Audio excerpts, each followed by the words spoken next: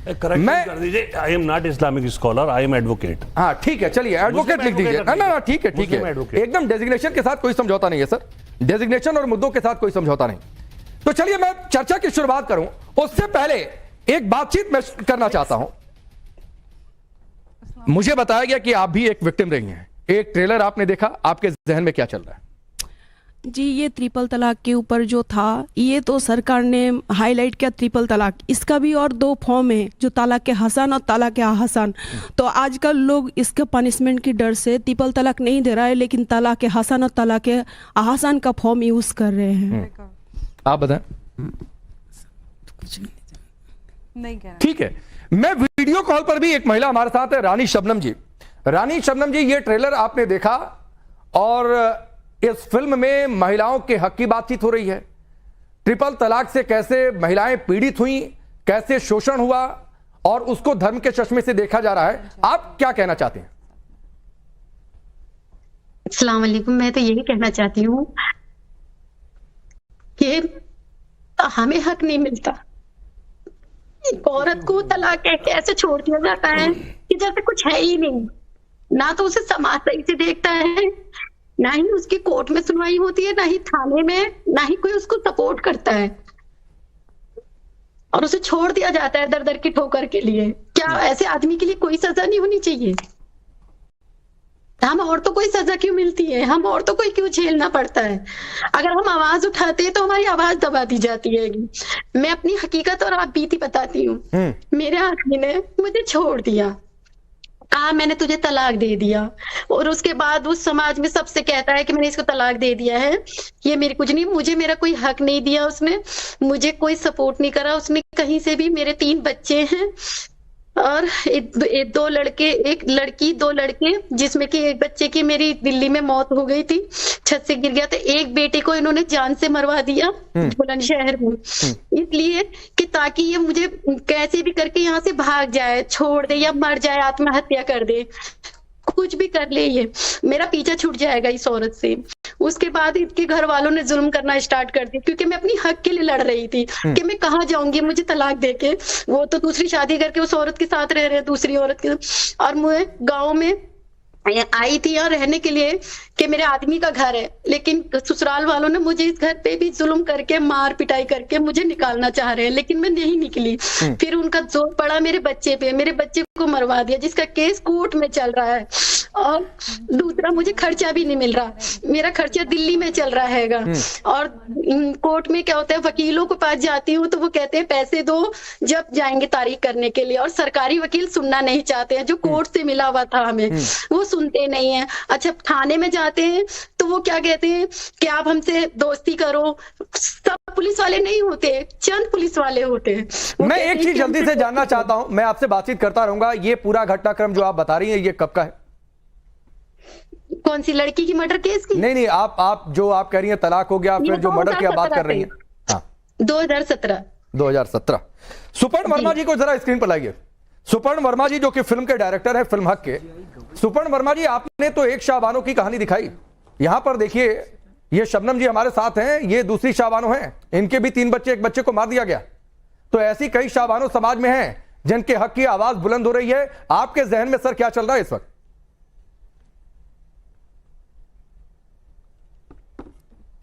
देखिए, मेरे जहन में, मेरे दिल में पहले तो उनके लिए बहुत ही करुणा और प्रेरणा है उनके लिए, उनके दर्द समझ सकता हूं मैं।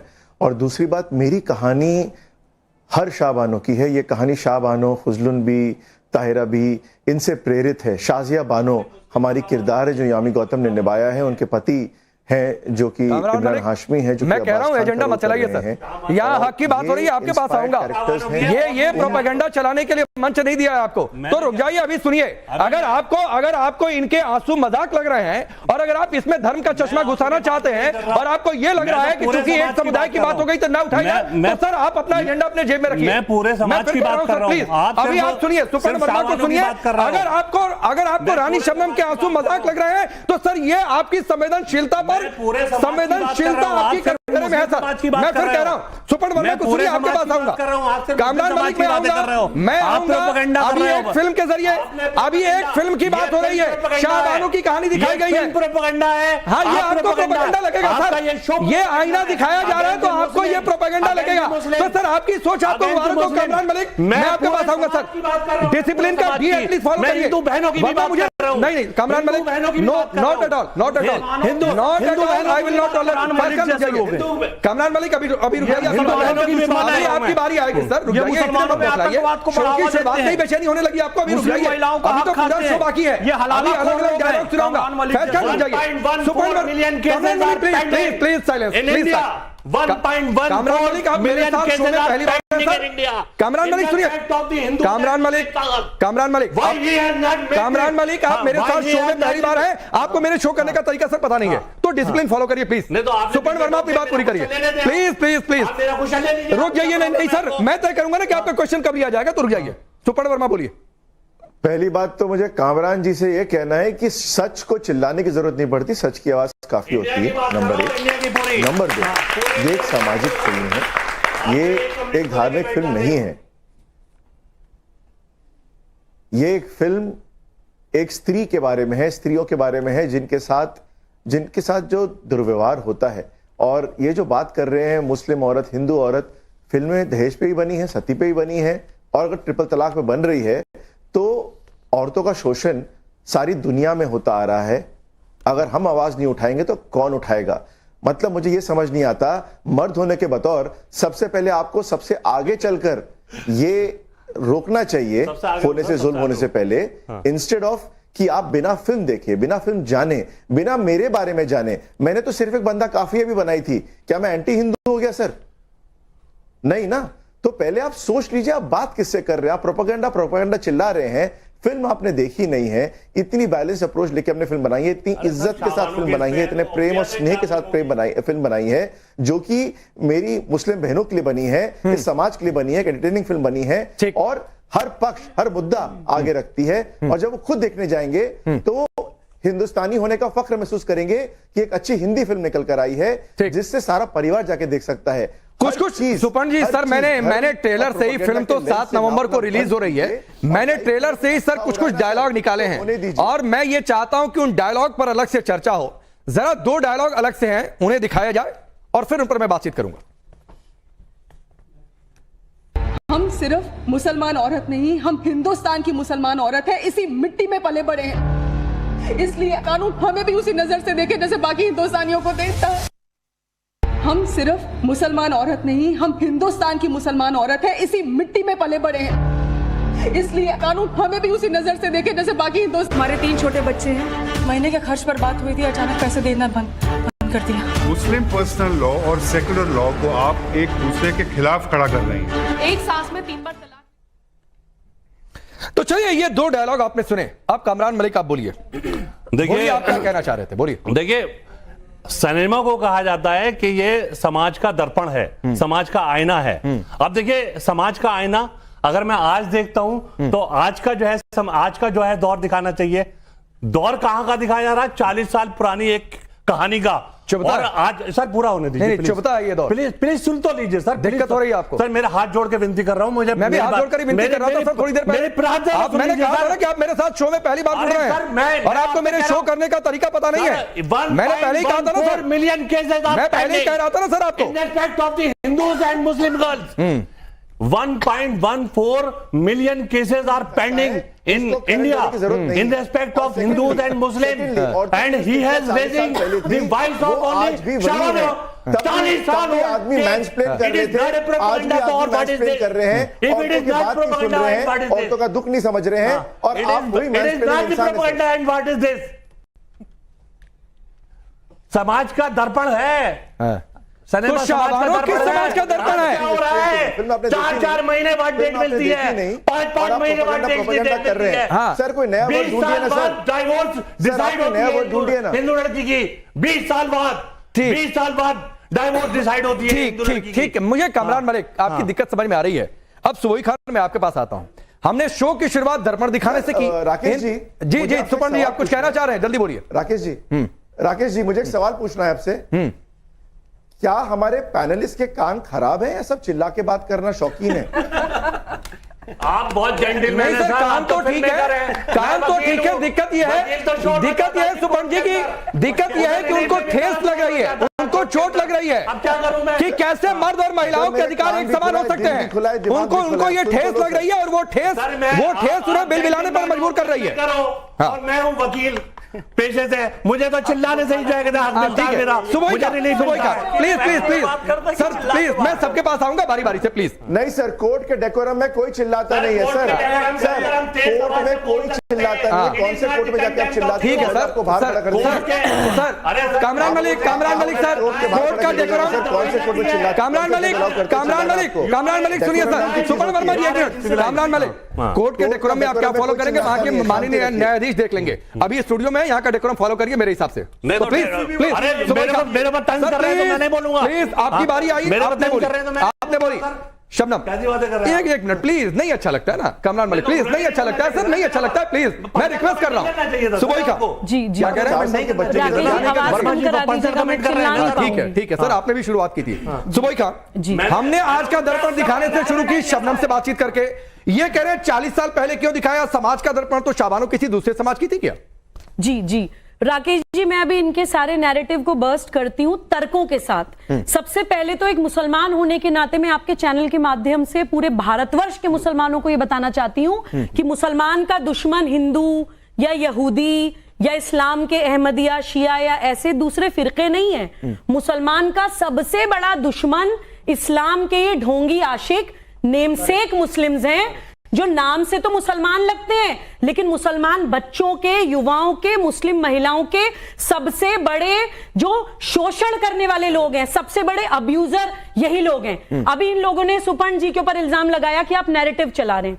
राकेश जी, जो लोग जानते हैं उनको पता है कि मैं राष्ट्र जागरण अभियान की राष्ट्रीय संयोजिका हूं, किसी राजनीतिक दल का हिस्सा नहीं हूं, नैरेटिव ना चलाती हूं ना चलने देती हूं। सुपर्ण जी से मैं पर्सनली मिली हूं, उन्होंने सिर्फ एक बंदा काफी है भी फिल्म बनाई थी जो एक हिंदू गॉडमैन के ऊपर थी। अब वो शाहबानो के ऊपर एक फिल्म बना रहे हैं जो भी एक रियल केस के ऊपर है। वो एक बैलेंस्ड और रैशनल व्यक्ति हैं। वो आपके सामने वो तस्वीर रखना चाह रहे हैं कि भारतीय समाज में जो कुरीतियां और अपराध हो रहे हैं और जो लोग अपनी दुकानें चला रहे हैं वो बंद होनी चाहिए। भारत की आधी आबादी, सभी महिलाओं को न्याय मिलना चाहिए, इंसाफ मिलना चाहिए, जस्टिस मिलना चाहिए। इतनी छोटी सी कॉमन सेंस की बात इन लोगों को समझ नहीं आती। और अभी छाती पीट रहे थे ना कि मैं वकील हूं, मैं भी वकील हूं। As an officer of the court, Rakesh ji, I want to give you an example. I want to give you an example. इनकी आवाज, राकेश जी, मैं उदाहरण दूंगी, इसमें पर्सनल क्या? मैं उदाहरण दूंगी। पर्सनल क्या है? इनको वकील सुनना गाली लग गई, इनको वकील सुनना गाली लग गई। हाँ तो ठीक है। अरे हम सीना तान के कहते हैं कि हम वकील हैं, शर्म क्यों आ गई? नहीं है क्या? कामरान मलिक, आपको पर्सनल लग जाएगा।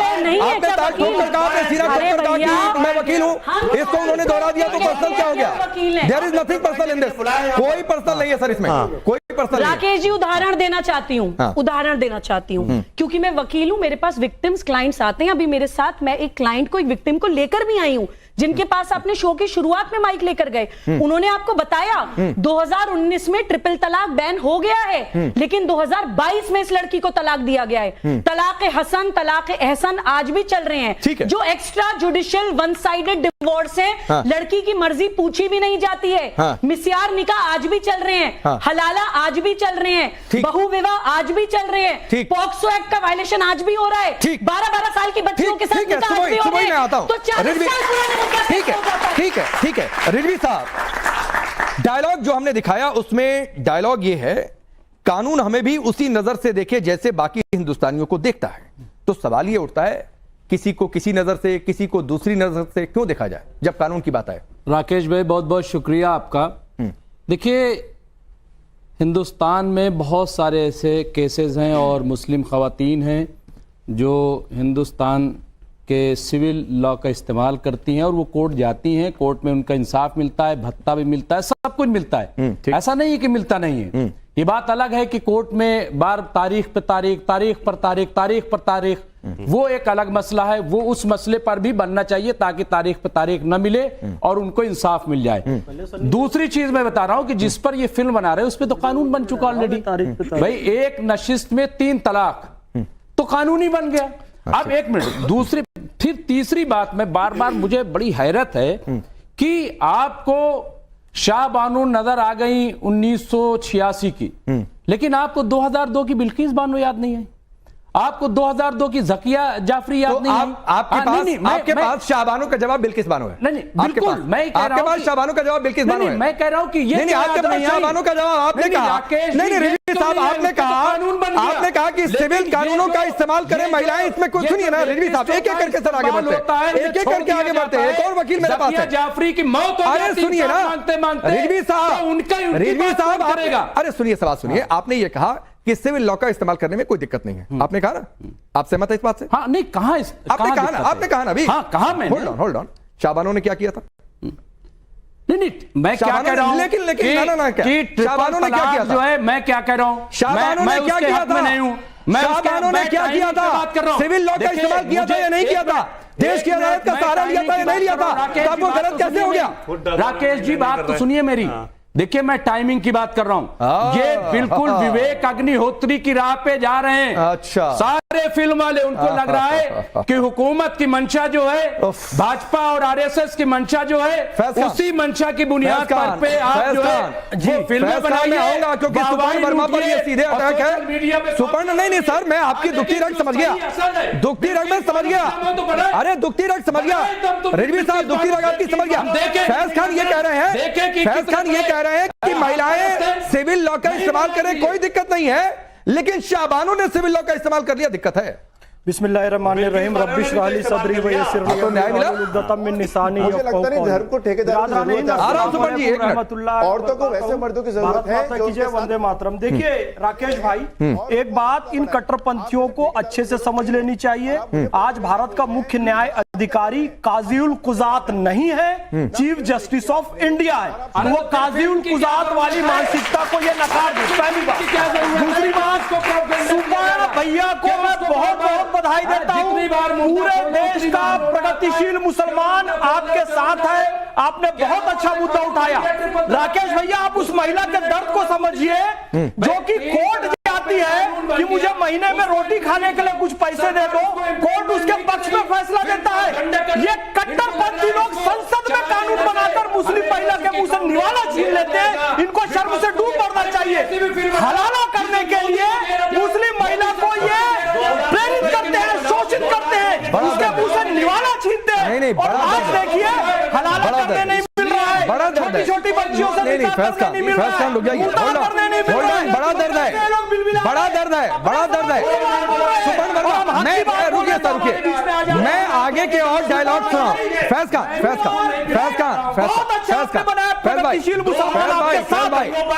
रुक जाइए, कामरान मलिक रुक जाइए, मैं आगे के डायलॉग सुनाऊं उससे पहले सुपर्ण वर्मा जी एक टेक। कहा यह जा रहा है कि सब विवेक अग्निहोत्री बन रहे हैं सर, 2002 में सब एजेंडा प्रोपेगेंडा वाली फिल्में बना रहे हैं, ये कह रहे हैं यहां से। रुकिए, सुनिए ना, रुक जाइए सर प्लीज, नहीं अच्छा लगता है कामरान मलिक प्लीज। राकेश जी सुनिए, सर मैं सबको चुप करिए, मैं कुछ बोलना नहीं कामरान मलिक, ये Kamran Malik please sir, Haji market की तरह बंद होंगे, चुप होंगे। पता नहीं क्यों ऐसे बेवकूफों को बुला ये 4 साल के बच्चों की तरह किंडरगार्टन में चिल्लाना बंद करिए क्लासरूम में। तो मैं जवाब देता हूं, जवाब दूं।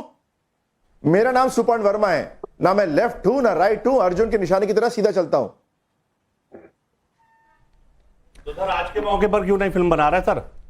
आज जो है 1.14 मिलियन केसेस पेंडिंग पड़े हुए हैं। सर मैंने आज के मौके बहुत सारी फिल्में बनाई हैं और मैं एज अ फिल्म मेकर, मेरे को हक है, मुझे हक है, मैं जिस वर्ष की फिल्म बनाना चाहूं उसका मुझे संवैधानिक हक है सर। आई डू अप्रिशिएट 2010, 2040, 2050 या 19 कामरान मलिक, फिर तो कामरान मलिक, मैं आपको आखिरी बार वार्न कर रहा हूं सर, गांधी क्यों बन रही है? बहुत डिसिप्लिन के साथ रहिए सर, अनावश्यक टीका टिप्पणी नहीं। कौन है आप, ठेकेदार हैं? हाँ ठीक है, अपनी बात करिए, लेकिन जिसकी बारी वो ज्यादा बोलेगा। मैं आपको आखिरी बार वार्न कर रहा हूं सर, प्लीज बहुत डेकोरम के साथ रहिए सर स्टूडियो में, प्लीज ये सड़क और चौक चौराहा पर डिबेट नहीं हो रही है, प्लीज मैं वार्निंग कर रहा हूं सर, आप इसको चाहे जैसे लेना हो लीजिए, मैं आपको वार्निंग कर रहा हूं, अगर नहीं मानेंगे तो उसका तरीका मुझे आता है सर, नहीं मानेंगे तो उसका तरीका मुझे आता है। आगे के डायलॉग रखिए स्क्रीन पर, देखा नहीं, आगे के डायलॉग रखिए। एक और कुछ डायलॉग आपने देखे, और इस बीच हमारे साथ स्टूडियो में एक और महिला है, और संजोग देखिए कि इनका नाम भी बिल्किस बानो है। वो अलग बात है कि दूसरी बिल्किस बानो जी हैं। आपने ये फिल्म देखी? बैठे रहिए मैम, ये आपने फिल्म देखी, आपके जहन में क्या चल रहा है जो हक की आवाज बुलंद की जा रही है, और ये कहा जा रहा है कि भाई अगर अधिकारों की बातचीत होगी तो कौम के हिसाब से अधिकार मिलेगा या कानून के हिसाब से अधिकार मिलेगा? देखिए, सबसे पहले तो मैं ये कहना चाहूंगी कि सदियां बीत गई हैं, सदियां बीती हैं, मुसलमान औरत जो है उसी अंधेरे में रखा गया और उसको कोई इंसाफ नहीं मिला। ठीक है, वो इंसाफ की लड़ाई लड़ती रही, और मतलब उसको कोई ना तो इंसाफ देने वाला हुआ, ना किसी ने दिया, और उसको गुलाम बनाने की प्रथा है ना जो रखी गई, और जो हमारे सर के ऊपर हमेशा से एक तलवार लटकती थी तलाक की। 3 तलाक जो एक मुद्दा था मुसलमान महिलाओं के लिए, एक बहुत बड़ा मुद्दा था, जिसकी वजह से उन्हें दबाया गया और एक गुलाम की जिंदगी उनको दी गई है। और अगर आज ये मुद्दा उठता है और मुसलमान औरत के अधिकार दिए जाते हैं तो इसमें परेशानी की क्या बात है? हमारे प्रधानमंत्री जी ने। अच्छा, एक चीज और बता दीजिए, मैं आगे बढ़ूं। ट्रिपल तलाक पर तो कानून बन गया, आपको लगता है कि मुश्किलें इससे हल हो गई, या मुश्किलें अभी बहुत सारी बाकी हैं जिन पर अभी चर्चा, कानून बनना, बहुत सारे सुधार बाकी हैं? देखिए, इससे बहुत हद तक हमें सुकून मिला है, क्योंकि हमारी जिंदगी एक ऐसे मझधार में थी मुसलमान औरतों को, जिनको ना तो पढ़ाया जाता था, ना लिखाया जाता है, ना आगे बढ़ने दिया जाता है, एक गुलामों की तरह उनकी जिंदगी बसर हो रही थी। और फिर हमारी शादियां कर दी जाती हैं, हम शादी से निकल के बाहर जाते हैं तो हमारे ऊपर तलाक की तलवार लटकी हुई थी। अरे वो तलवार भी हटेगी और ये गुलामी की जंजीरें भी कटेंगी, मुसलमान औरत आगे आएगी, पढ़ेगी, लिखेगी, आगे बढ़ेगी। ठीक है, आतिकुर रहमान जी, आप मुस्लिम महिलाओं की बात सुन रहे हैं, तो सवाल यह है कि गुलाम बनाकर रखने की ख्वाहिश ही क्यों है?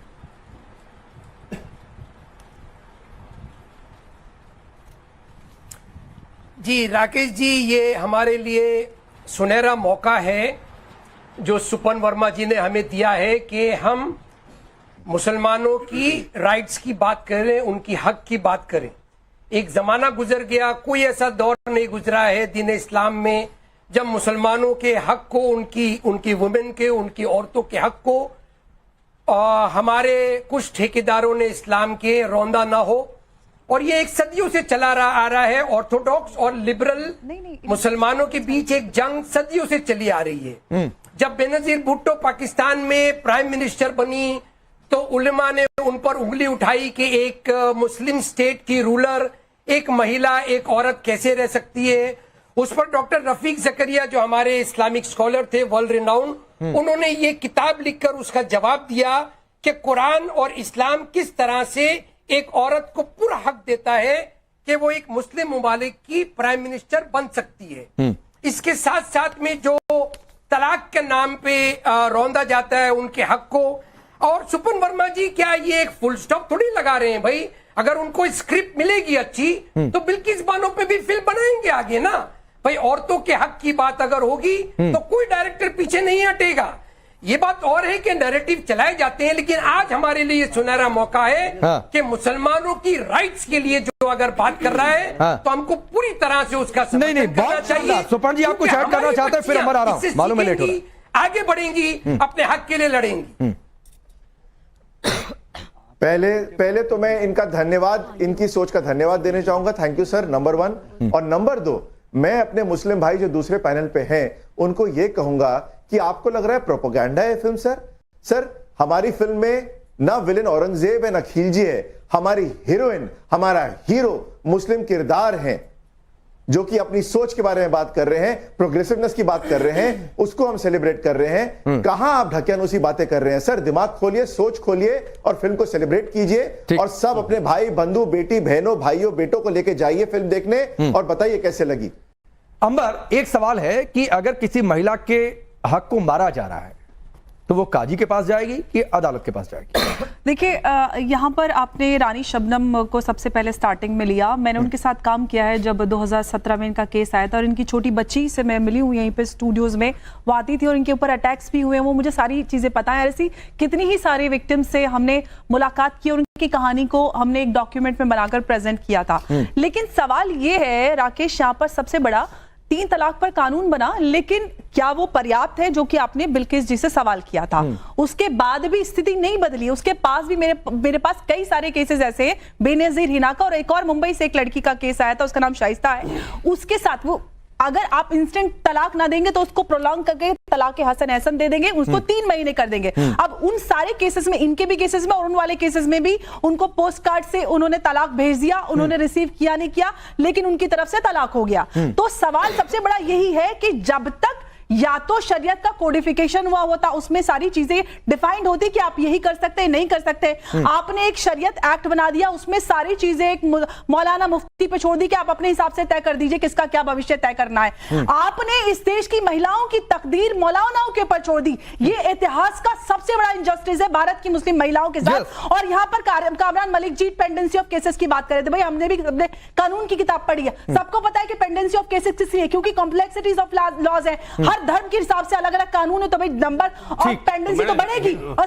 कामरान साहब, मैं किसी के बीच में नहीं बोली, मैं मुझे 40 मिनट से इंतजार कर रही हूं। प्लीज, आप बोल रहे थे ना, तो मैं आपको रेफरेंस करके, आप इतने अछूते हो रहे हैं तो आप डिबेट में ना आया कीजिए, या फिर सबके बीच में ना कूदा कीजिए। देखिए, सबसे बड़ी बात यही है ना कि हम पॉइंट्स में बात कर रहे हैं, वो बहुत इंपॉर्टेंट मुद्दा है। पेंडेंसी ऑफ केसेस इसीलिए तो बढ़ रही है क्योंकि अलग अलग कानून है, जजेस की संख्या नहीं है। आप यूनिफॉर्म सिविल कोड बना दीजिए, हो जाएगी। अंबर, कुछ और डायलॉग्स है। मैं जरा यहाँ पर आप लोग कुछ कहना चाहते हैं? आपने ट्रेलर देखा जो इन लोगों ने कहा?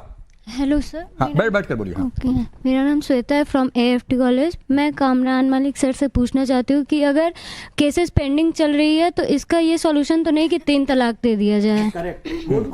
ठीक है। और किसी का सवाल? हाँ सर, नमस्कार सर, मेरा नाम सुजाता है और मेरा सवाल रूलिंग पार्टी से है कि जैसे आपने कानून तो बना दिया। नहीं, आप पार्टी कोई नहीं है। नहीं, मेरा वैसे सवाल है रूलिंग पार्टी से कि आपने कानून बनाया, बट आपने क्या ग्राउंड लेवल पे ऐसी इंक्वायरी की है या ऐसी रिपोर्ट्स निकाली है कि मुस्लिम वीमेंस को रियलिटी में कुछ फेवर हुआ है या नहीं? जैसे मैंने मैम। हाँ, ठीक है, जल्दी। सबसे पहले तो मैं सुपन जी को धन्यवाद करना चाहूंगा दैट आप लोग आए, और मैं सर आपको इंश्योर करना चाहूंगा इंडिया का हर एक, चाहे वो हिंदू हो मुस्लिम हो, हम आप लोगों के साथ है।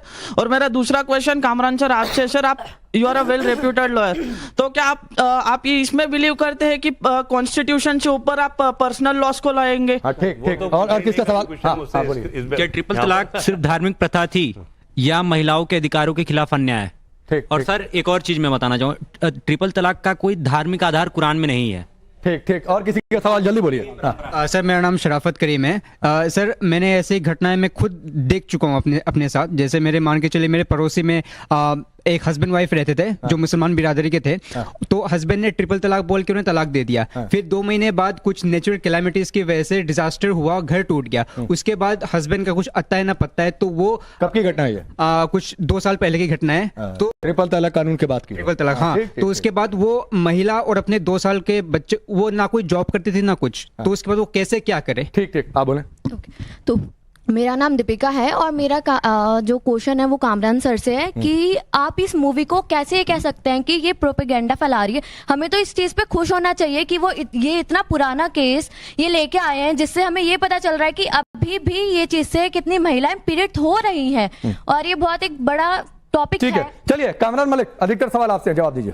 देखिए, Kerala story, Kashmir file, Bengal file जवाब है या आपका लिखा हुआ पढ़ा? अरे मैं आप सुन तो रहा हूं। नहीं सर, प्लीज अभी सवाल का जवाब देने के लिए कहा। ये सवाल का जवाब दे रहे हैं या ये चिट्ठी जो निकल रहा है पढ़ने के लिए? तो नहीं होता है सर, जवाब दे लीजिए फिर वो भी पढ़ लीजिए। देखा नहीं है। देखिए सर, आप प्रोपेगेंडा की दुकान बंद कीजिए। आपके पास जवाब है, जवाब दीजिए। प्रोपेगेंडा करना बंद कीजिए कामरान साहब। जिस वक्त जो है पूरी मीडिया के अंदर सर सिर्फ बंदा काफी है, बोलिए ना, जमीन बोलिए ना, काम बोलिए ना, फैमिली मैन बोलिए ना, फिर आप बात कीजिए हक की। आप पे प्रोपेगेंडिस्ट के अलावा कुछ नहीं है सर, जरूरत नहीं है। आप सिर्फ नफरत फैला रहे हैं। कामरान मलिक, जवाब है ना, फिल्म जरूरत नहीं है, फिल्म की जरूरत नहीं है। मैं बताता हूँ क्यों नहीं है। फिल्म की जरूरत नहीं है, इस फिल्म की जरूरत नहीं है। 125 125 सीआरपीसी। सर आप एक्सपोज हो गए। मुझे कामरान मलिक एक लाइन में कहूं, आप वकील की तरह नहीं, आप इस्लामिक स्कॉलर की तरह ही बिहेव कर रहे हैं। आप इस्लामिक स्कॉलर की तरह ही बिहेव कर रहे हैं। आप वकील की तरह बात नहीं कर रहे हैं। बोलने दे रहा हूं सर, लगातार ये तकरीरों का कार्यक्रम थोड़ा नहीं है। सुबह ही 30 सेकंड राकेश जी सर बात हो गई। सर आप लाइन सर आप थोड़ी तय करेंगे। सुबह की बात खराब है, आप कान ठीक कर लीजिए। सर जाइए, बात नहीं करने देते। हाँ जाइए सर, शौक से जाइए और कैमरा दिखाए कि मुस्लिम महिलाओं के हक की बात हो रही तो कामरान मलिक आप स्टूडियो छोड़कर भाग रहे हैं। यस सर, क्योंकि आप ट्रुथ को नहीं फेस कर रहे हैं, आप सच्चाई को नहीं फेस करना चाह रहे हैं। सर 7 पैनलिस्ट हैं, अकेले आपको समय नहीं दे सकता। आप जाना चाहते हैं, दरवाजा उस ओर है। मैं कह रहा हूँ आप जाना चाहते हैं, दरवाजा उस ओर है। बहुत शौक से आप जा सकते हैं, बहुत शौक से जा सकते हैं। आप शाबानों की बात हो रही है, आप महिलाओं के हक की बात हो रही है, आधी आबादी के हक की बात हो रही है। आप उसे धर्म के चश्मे से देखना चाहते हैं। आप सर धर्म के चश्मे से देखना चाहते हैं। सर आपको मैंने सब सम्मान आपको इनवाइट किया, आपकी जगह खाली रहेगी। आप जाना चाहते हैं, ये आपकी चॉइस है। जा रहा हूं मैं। आप जाना चाहते हैं, आपकी चॉइस है। लेकिन कामरान मलिक भगोड़े बनकर जा रहे हैं। यू आर फ्यूजिटिव, आप भगोड़े बनकर जा रहे हैं। लेकिन डिसिप्लिन के साथ साथ अकेले 1 घंटे में आपको नहीं दे सकता हूं। ठीक है सर, ठीक है, आप एक्सपोज हो गए कामरान मलिक। आप आधी आबादी के हक की बात को धर्म के चश्मे से देखना चाह रहे हैं। चलिए मैं आगे बढ़ता हूँ sir, please please please, don't come in mid of the show please. Rakesh ji नहीं, एक बात तो तय हो गई कि कामरान मलिक का स्टूडियो छोड़कर जाना यह साबित करता है कि वो आधी आबादी के हक की बात नहीं कर रहे हैं। वो इस फिल्म को धर्म के चश्मे से देखना चाहते हैं, जबकि मैं फिर दोहरा रहा हूं, इस फिल्म को धर्म के चश्मे से देखने की नई जरूरत है। आप आधी आबादी के हक की बात करिए, जाकर फिल्म को देखिए, तब आपको पता चलेगा कि जो दिखाया गया वो सच है या क्या है। मैं आगे बढ़ता हूं, जरा कुछ और डायलॉग से दिखा लीजिए, फिर मैं आता हूं। सुबह अगर तुम एक सही मुसलमान होती ना, एक नेक और वफादार बीवी होती, तो ऐसी बात कभी नहीं करती। तुम कोई पहली औरत तो हो नहीं जिसने अपना शौहर बांटा है। बिरयानी या शीर खुरमा नहीं है, इसे बांट कर बहुत सवाब का बहुत बरकत होगी। जब एक औरत पे हर कानून हर सजा लागू होती है तो मर्द क्यों बचता है?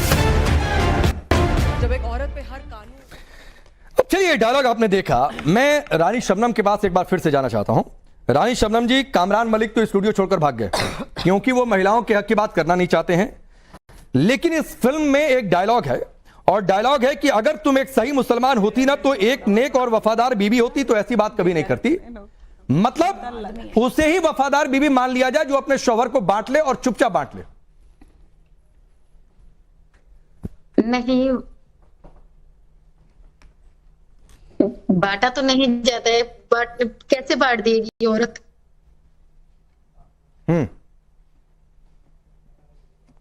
कहना तो यही चाह रहे हैं कि चुप रहना चाहिए था तब शाबानों को, या शाबानों जैसी दूसरी महिलाओं को चुप रहना चाहिए था। नहीं, आवाज उठाओ। आपको फिल्म देखनी चाहिए। शाजिया बान्ना जो अब्बास को इस सवाल का जवाब देती है, आप ताली मारेंगे सर। बिल्कुल सही बात है, बिल्कुल सही बात है सुपर्ण वर्मा जी। सुबह ही भाग गए कामरान मलिक, अच्छा आ गए, चलिए। नहीं बहुत अच्छी बात सर, मैं एडमायर करता हूं आपकी। सर आप आगे, मैं एडमायर करता हूं, मैं क्लैपिंग करता हूं कि आगे नहीं देखा सर आपने। हाँ ठीक है, तो मैं तभी कह रहा था क्या बात है ये। सर आप जो अनफेयर डिबेट कराते हो ना, इसलिए प्लीज सर, प्लीज सर मुझे सिखाया मत करिए सर, मुझे सिखाया मत करिए सर कि मैं फेयर हूं अनफेयर हूं। सर प्लीज मेरे स्टूडियो में आकर मुझे सिखाया मत करिए। चलिए मैं कामरान मलिक से सवाल करता हूं, रुक जाइए। मैं 1 मिनट में इन्हीं को दे देता हूं। सुबह 30 सेकंड और दे देता हूं, 30 सेकंड दे देता हूं। चूंकि गए थे, मैं तारीफ करता हूं कि आ गए। फिल्म का एक डायलॉग हमने सुनवाया कि अगर तुम एक सही मुसलमान होती ना, एक नेक और वफादार बीवी होती तो ऐसी बात कभी नहीं करती। तुम कोई पहली औरत तो हो नहीं जिसने अपने शौहर को बांटा है। मतलब जो सही मुसलमान वफादार बीवी रहेगी वो चुपचाप शौहर को बांट लेगी। देखिए शाबानों का केस जो है, जो दिखाया गया है, जो कोर्ट के सामने प्रेजेंट किया गया है, वो अधूरा केस है। अच्छा, शाबानों अगर 125 आपने फिल्म देख ली बिना आए? आप देखिए सर, बोलने तो दे नहीं रहे सर। आप ही के पास बिना फिल्म आए, बिना फिल्म की बात करी कर रहा हूं सर, केस की बात कर रहा हूं सर, फिल्म की बात करी। चलिए बोलिए, 30 सेकंड आपको दिया। 125 सीआरपीसी के केस के अंदर 125 सीआरपीसी में आप जो है मेंटेनेंस मांग सकते हैं, बेटे से मांग सकते हैं, आप जो है कहते हैं हस्बैंड से मांग सकते हैं। उन्होंने जो केस डाला था, हस्बैंड को प्रताड़ित करने के लिए केस डाला था, और उनके बच्चे थे, जवान बच्चे थे, मेंटेनेंस मांग सकती थी वो, उनसे मेंटेनेंस मांग सकती थी वो। कामरान साहब एक्टर और राइटर और डायरेक्टर सब बन जाना चाहिए। आप गलत पेशे में हैं सर, कामरान साहब गलत पेशे में हैं। उन्हें एक्टर राइटर और डायरेक्टर बन जाना चाहिए। वो ड्रामा भी अच्छा करते हैं, चीज भी अच्छा लेते हैं। नहीं, ये बात कहाँ से आई? नहीं, सुबह ये बात कहाँ से आई? ये बात कहाँ से आई मैं बता देता हूँ सर। एक नहीं, मैं आऊंगा आपको काउंटर का समय देता हूँ। ये बात कहाँ से आई? जरा एक पोस्टर है, दिखा दीजिए जरा उसे। इसी से मुसलमान बच्चियों की हिम्मत मरती है। निकालिए जरा वो स्टूडियो से। पोस्टर को दिखाइए। एक पोस्टर दिखाइए जो इस फिल्म में दिखाया गया है, ट्रेलर में है। उस पोस्टर को दिखाइए। दीवार पर लिखा हुआ एक स्लोगन है, बानो तो बहाना है, हम पर हमला पुराना है। और यही सुबोई खान ये यहां से प्रोपेगेट करने की कोशिश कर रहे हैं कामरान मलिक।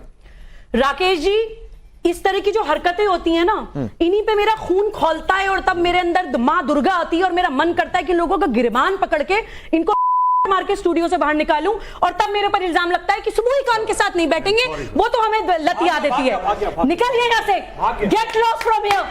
आपके जैसे कट्टरवादियों की कोई जगह नहीं है भारत जैसे देशों में और राष्ट्रवादी मंचों पर। Get lost from here.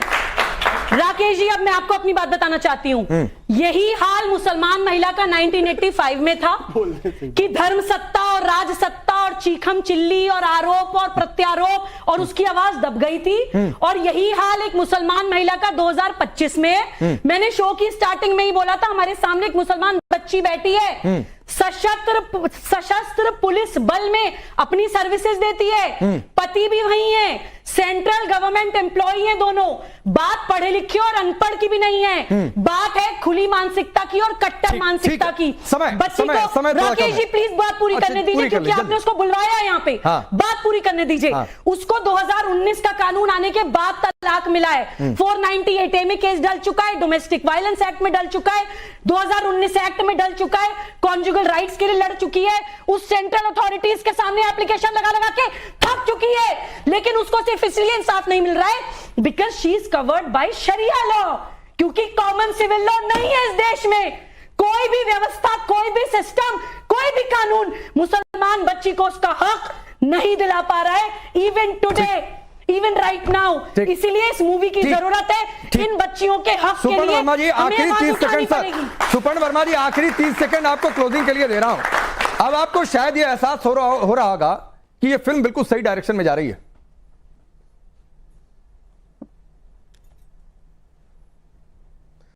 Sir, मैं इतना जानता हूं, जिस निष्ठा से, जिस प्रेम से, जिस सम्मान से यह फिल्म बनी है मुस्लिम औरतों के प्रति, हमारे समाज के प्रति, हर हिंदुस्तानी के प्रति, यह फिल्म देखने के बाद हर हिंदुस्तानी यही कहेगा कि फाइनली हमारे हक के लिए एक फिल्म बनी है जिसको हम सब ने जाके देखा।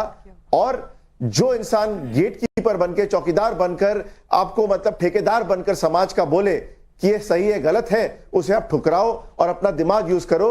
फिल्म में एक शब्द है सर जो कि कुरान में है, इकरा, पढ़, अपने लिए पढ़ो सर। हर किताब अपने लिए पढ़ो, अपने लिए सोचो, आपका दिमाग खुल जाएगा, आपकी आंखें खुल जाएंगी। ठीक है, बहुत बहुत धन्यवाद। और मैं फिर आखिर में यह कहना चाहता हूं कि इस फिल्म को धर्म के चश्मे से मत देखिए, ना इसमें धर्म का लबादा आप उड़ाने की कोशिश करिए। इतिहास की एक सच्चाई को दिखाया गया है, आधी आबादी के हक की बात हो रही है। 7 नवंबर को फिल्म रिलीज हो रही है, जाकर देखिए। प्रोपेगेंडा चलाने वाले दुनिया में बहुत हैं, उनके चक्कर में पड़िए नहीं। For more of such videos do like, share and subscribe to ET Now Swadesh।